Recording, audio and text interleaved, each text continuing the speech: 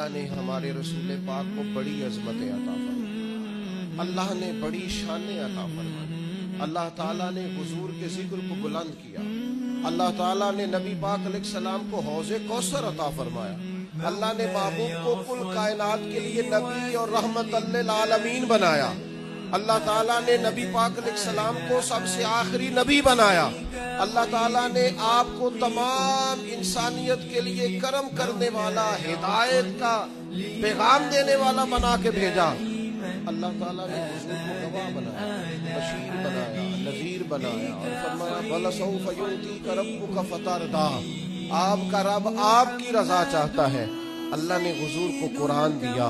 اللہ نے محبوب کو صدیق اکبر دیے، عمر فاروق دیے، عثمان غنی دیے، مولا علی دیے، حسنین کریمین عطا فرمائے۔